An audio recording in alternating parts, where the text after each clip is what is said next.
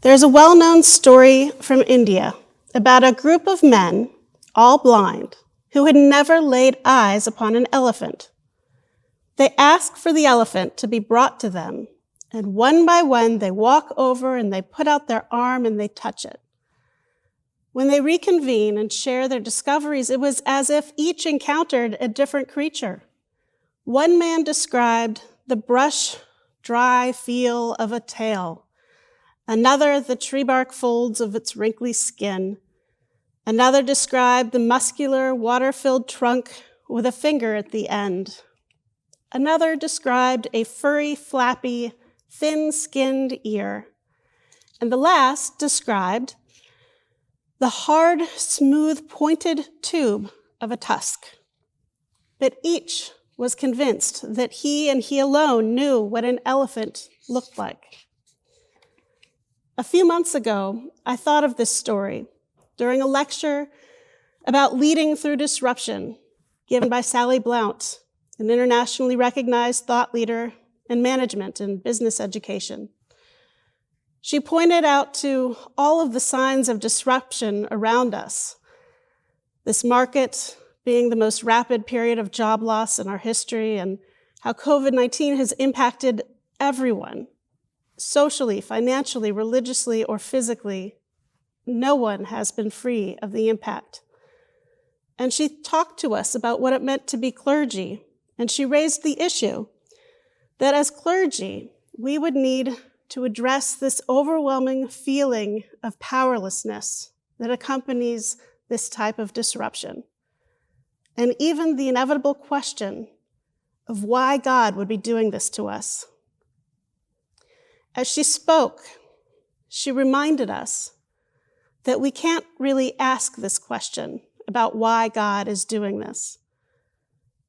Our unfathomable existence, it might be frightening, inconvenient, even deadly, but it is not new.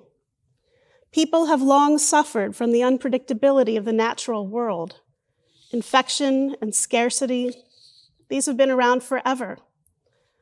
We are not the first to struggle to contain infectious diseases, require donations of PPE, or come up short on hospital beds.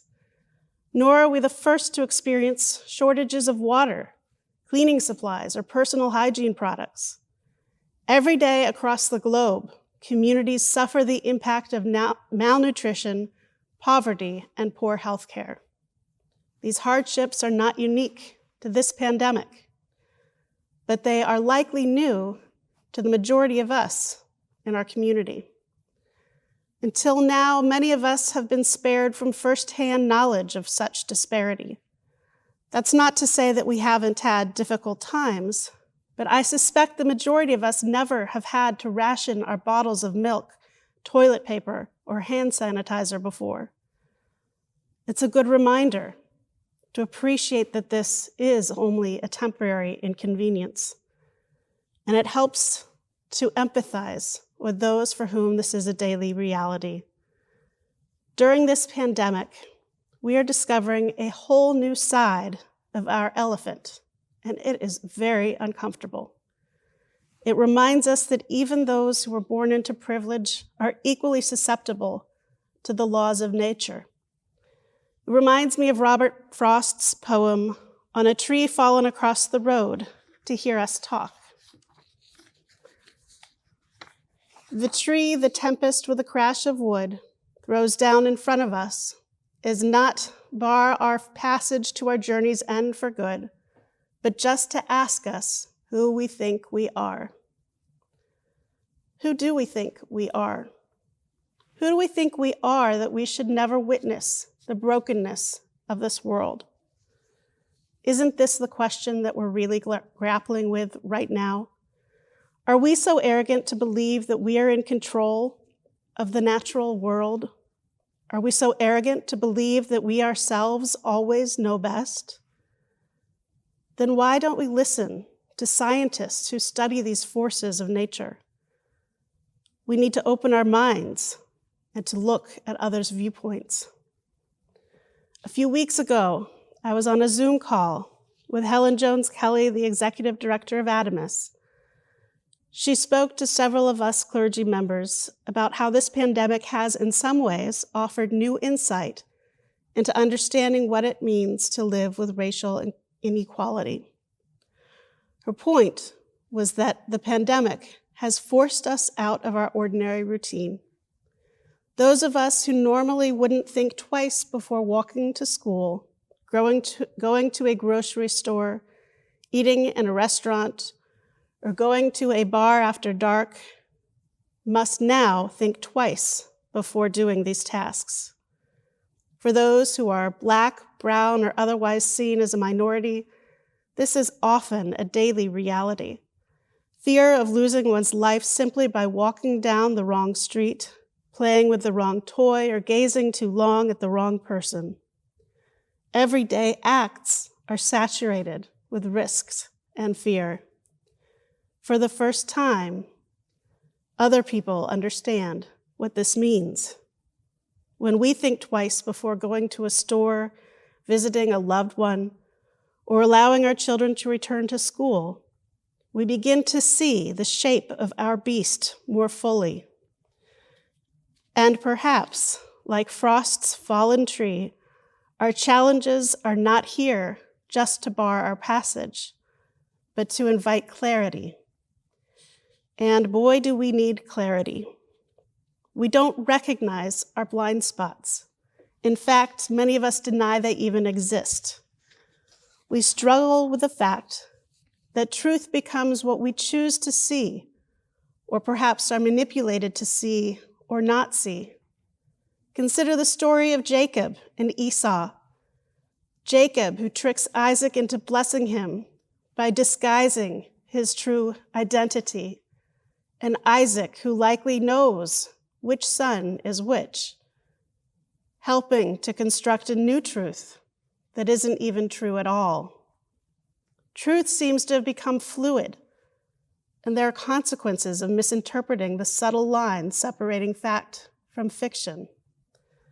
Yet we still claim that we alone hold the truth. And communication breaks down. We lose tolerance for divergent ideas and perspectives. We get into each other's faces, steal signs out of yards, block friends on Facebook or other social media who hold different ideas. We call people stupid or victims of propaganda. All of this is exhausting.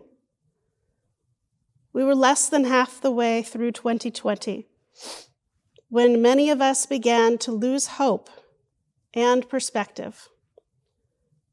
No summer camps, no school, no jobs, no restaurants, no bars, no swimming pools. Overwhelmed by the chaos of the world, it was time to just put a fork in it because 2020 was done. And 2020 is canceled became the meme of the day. But then, just a week following the tragic death of George Floyd, in the midst of skyrocketing unemployment and tense racial unrest, a young aspiring writer, Leslie Dwight, reframed our experience. She asked, what if 2020 isn't canceled? What if 2020 is the year we've been waiting for?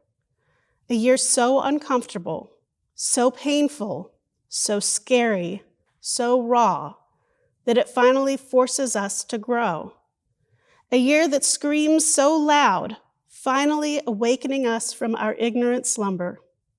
A year we finally accept the need for change, declare change, work for change, become the change. A year we finally band together instead of pushing each other farther apart. 2020 isn't canceled, but rather the most important year of them all. In our parable about the elephant, we are told that the men eventually come to blows, calling each other liars. If we haven't come to this point, we will soon, and it is maddening and disheartening.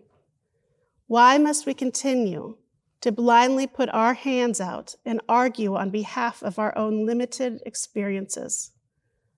Is it so hard to admit that perhaps we don't have the full picture yet? Can't we allow ourselves the chance to grow and learn? Must we wait until the one who sees all points out that everyone holds a small part of the truth? Isn't it time for us to start assuming that we are only touching the tusk or the tail or the ear of the elephant, and to realize that there is so much more to this animal? This is the message that I'm taking from 2020. None of us has the only and proper vantage point to understand it. And rather than assume our point of view is the best or the only point of view, we need to commit to holding sacred conversations and open our minds to perceive as much of the truth as we can. This is our opportunity to purge ourselves of our tunnel vision, our own personal Mitzrayim, that narrow place. In Pirkei Avot, we learn about Rabbi Ben Bagbag, a Talmudic sage. Rabbi Ben Bagbag is known for teaching the following about the Torah. Turn it and turn it, for everything is in it. Reflect on it and grow old and gray with it. Don't turn from it, for nothing is better than it. In the Torah of our lives, we must do the same thing. We must not be satisfied with one perspective, but keep turning it and learning to struggle with the tensions of many truths. We must lean into having courageous conversations with people who do not experience life the same way that we have. Build relationships and establish connectivity. Only then can we begin to become agents of change in our world. Only then can we see the whole better than the parts.